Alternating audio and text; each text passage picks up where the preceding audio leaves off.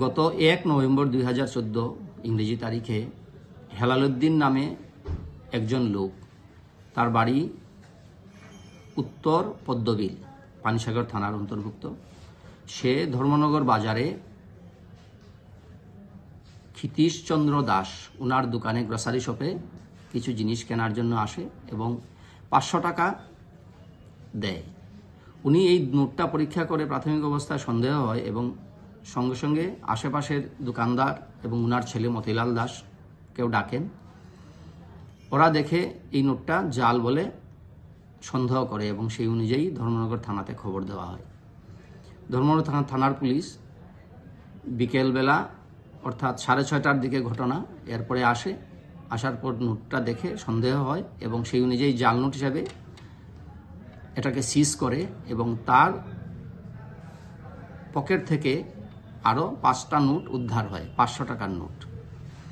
Total 6টা note উদ্ধার হয়, 500 টাকা, 3000 টাকার নোট। এবং সেই অনুযায়ী পুলিশ মতিলাল দাসের কাছ থেকে একটা FIR নেয়, যেটা রেজিস্ট্রি হয়েছিল Dharmanagar PS case number 104 of 2014, section 389B and 389C of IPC।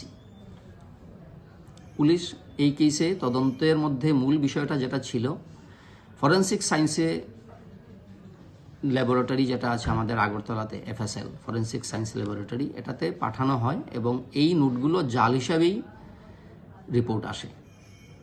পরবর্তী সময়ে চার্জশিট ফাইল করেন এই কেসে দেবজিৎ চ্যাটার্জি, কিন্তু প্রাথমিক অবস্থায় এই কেসে ইনভেস্টিগেশন করেছিলেন নন্দদুলাল সাহা। ওনার ট্রান্সফারে দেবজিৎ চ্যাটার্জি চার্জশিট ফাইল করেন।